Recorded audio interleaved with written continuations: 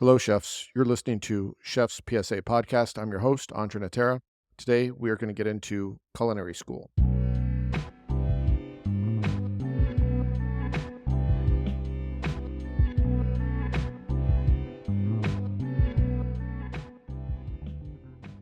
So, culinary school is probably a pretty controversial topic. I know a lot of chefs are very interested, and I'm going to add fuel to the fire on either side, whether you're pro culinary school or you're anti culinary school. But I think from a chef's perspective, it's important that we discuss it, that we talk about the pros and cons, what to expect in culinary school, what to expect when you get out of culinary school, some of the differences between culinary school and the real world. But most importantly, I think this gives, if nothing else, it's an opportunity to begin dialogue. And there's no right or wrong because everyone has a different path and some people need school and some people don't. But nonetheless, I just want to make sure that we're opening up the dialogue and discussion. And I don't have a hard stance either way, whether I'm pro culinary school or anti culinary school. So I think it's important that we establish that first. With that being said, I did go to culinary school. I went to the Western Culinary Institute in Portland, Oregon. This was 1995. I graduated in 1996. And when I was going to culinary school, things were much different.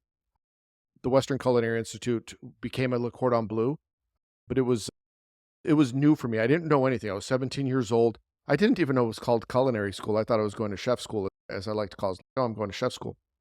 But in reality, I was going to culinary school. I didn't even know what that word meant.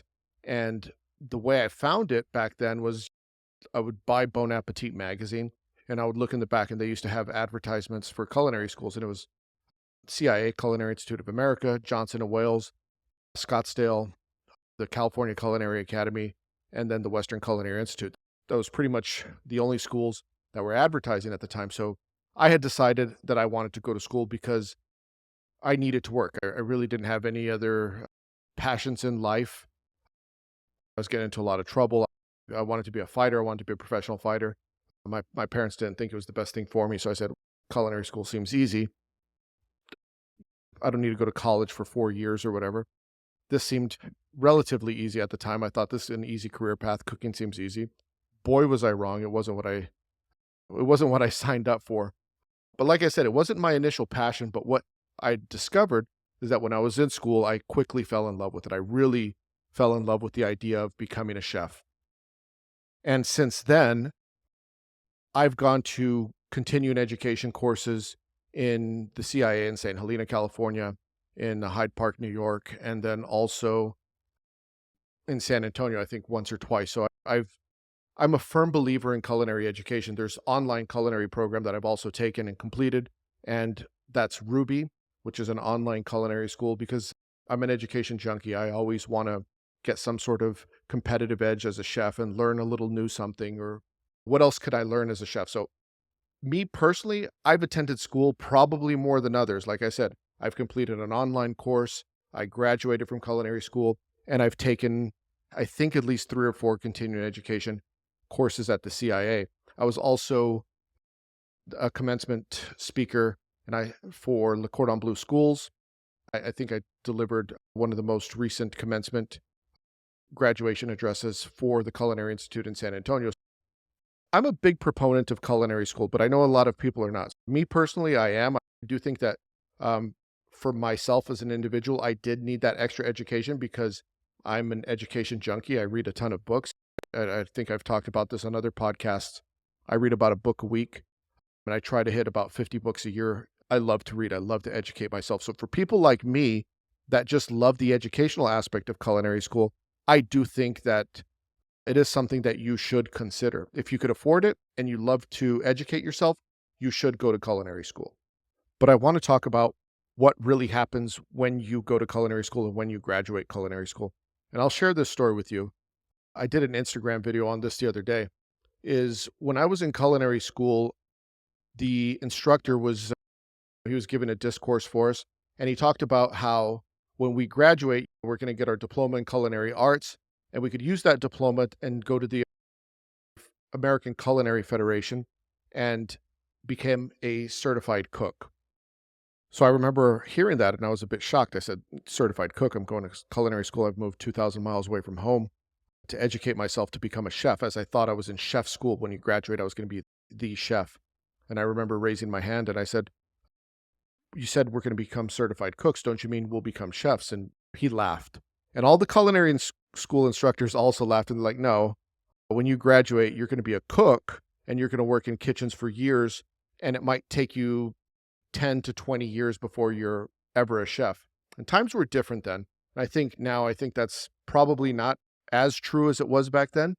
I think you could become a chef in a much shorter time just because of the access to information through social media, through video platforms like YouTube, continuing education courses like Ruby, or really great online programs like Chef Steps. I think this helps shorten your career trajectory. You could become a chef in much shorter time, but it was the norm. There was 40, 50-year-old executive sous chefs that were waiting in line for their chef to retire so they could move up. That wasn't uncommon. So for me, I was a little bit devastated when I found out that upon graduation, I was not going to become a chef. So for people that are in school right now, and if you think when you graduate, you're going to be a chef, that's probably not the case. Most likely, you're going to start at the bottom, depending on how high-end the kitchen is that you work. If you're starting in a Michelin star kitchen, you're going to start at the bottom. There's no way that they're going to put you in a position of leadership, much less probably not even on the line. You're probably going to start peeling vegetables or putting away the produce. So that's the reality of it. It doesn't matter that you graduated, because the fact of the matter is everyone else in the kitchen, especially in these high-end kitchens, everyone else went to culinary school. Everyone else has 10 times more experience and knowledge than you do. Understand that culinary school in a lot of kitchens, that's just price of entry. That just gets your resume looked at and that gets your foot in the door. But it does not guarantee a position when you graduate. So I think that's something that a lot of young chefs and cooks need to understand when it comes to, when I graduate, will I become a chef? And the answer is probably not. So if the answer is no, you're not going to be a chef when you graduate, then the question becomes, do you need culinary school? And the fact of the matter is, no, you don't. You could become a chef without having gone to culinary school. There's many great chefs out there that never went to culinary school, that learned the old-fashioned way. They went into a great kitchen, they worked under a great chef, and they worked their way up. And for some people, that's the way to do it. They don't like sitting in classrooms. They want to get into the action right away, and they go that route. So there's nothing that says you have to have a degree in order to become a chef. And I can tell you, I've been an executive chef 9 times for restaurants, hotels, resorts, corporate chef, etc.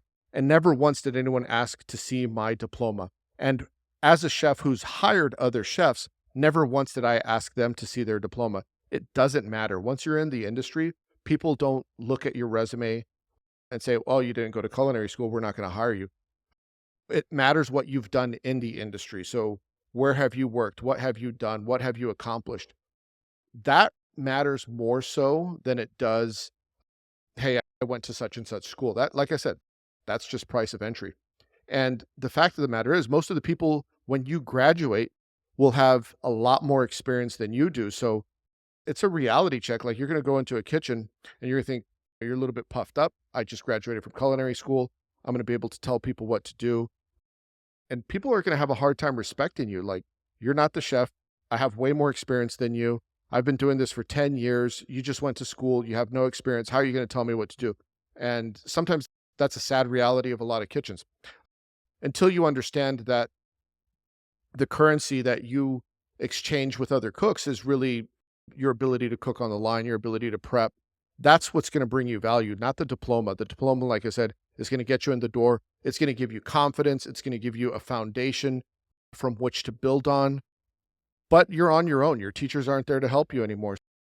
I think it's really important that people understand that, because sometimes it can be a shock. You're in culinary school and you're working on a project with a team for 2 or 3 hours. And then you get into the kitchen and it's, oh shit, there is no team. It's just me. And I have a mountain of prep to get done by myself. That is a real situation and no one's going to help you. And if you don't get it done, you might lose your job.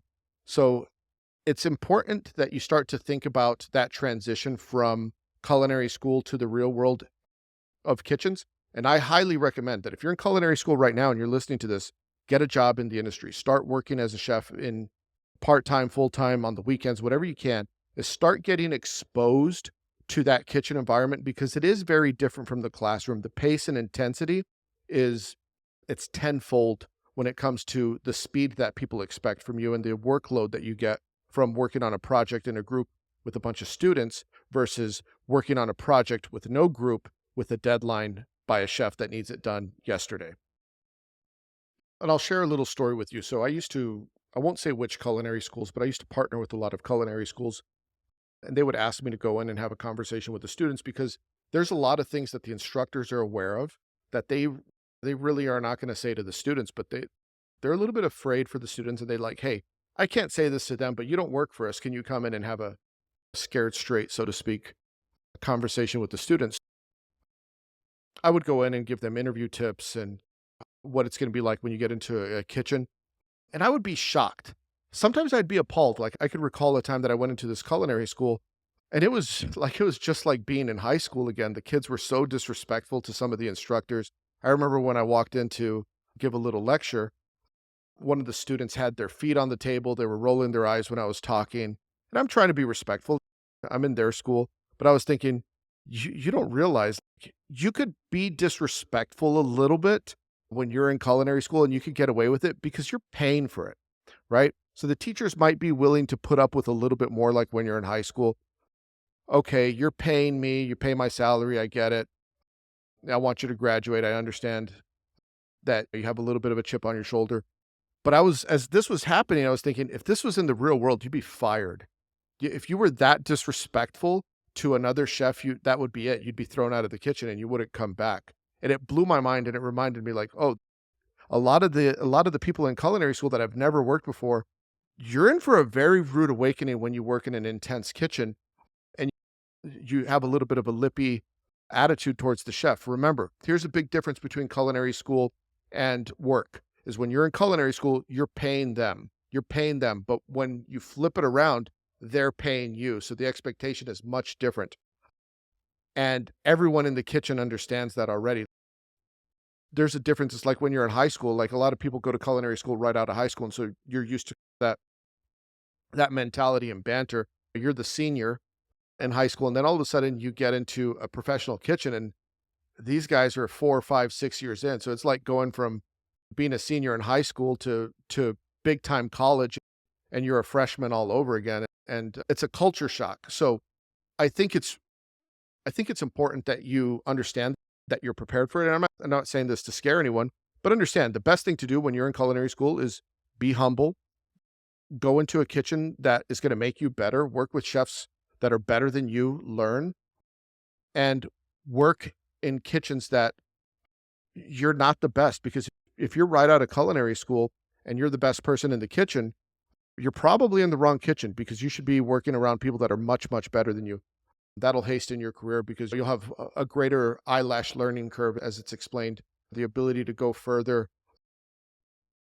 Anyway, I'm rambling and I'm ranting. I want to talk about last thing, just to close it all up, is what should you do upon graduation? Like I said, ideally, if you could get work experience, that's great. But one of the great benefits of going to culinary school is your chef instructors. Use them, talk to them and ask them, where should I work? Who do you know in the industry that I could go work with and learn from? And see what doors that they open for you. So this is a very important piece of advice I could give you is utilize the people around you because they know way more than you. They probably have more experience in the industry than you. And if you're not going to use them, figure out what are the best restaurants in the world. And if you have the opportunity to go work abroad and work in different countries and get into some of these world-class restaurants, the restaurants that have Michelin stars or on the world's 50 best, do it. Because a lot of those places would prefer to get you when you're younger and you have less experience. So you haven't really picked up any bad habits than they would if you had 10 years experience working in the wrong type of kitchen. And what I mean by the wrong type of kitchen is something that's not exactly at that high level. Work in great restaurants, work around great chefs. Like, and we'll talk about this on another episode, but you could always work your way down the ladder. But if you start out working in kitchens for years that are not at the highest level, it's very hard to work your way up. If you start at the top, you can always go down, but it's difficult if you start at the bottom to work your way up. And I mean that in terms of level of cuisine that you're working on. If you have a passion for working in high-end cuisine, do that right away. Don't be afraid that you're not gonna be the best person in the kitchen, because the reality is you're not, and you're not gonna be the best person in any kitchen that you go to. So why not go to the best kitchen where you can learn from great people? Anyway, chefs, that wraps up this rant on culinary school. But if you want to support the show, follow Chef's PSA. I've started a TikTok. We're on Instagram and Twitter. You could buy the Chef's PSA book, share this information with everybody. But anyway, we'll see you next time, and let's cue up the porno music. See y'all.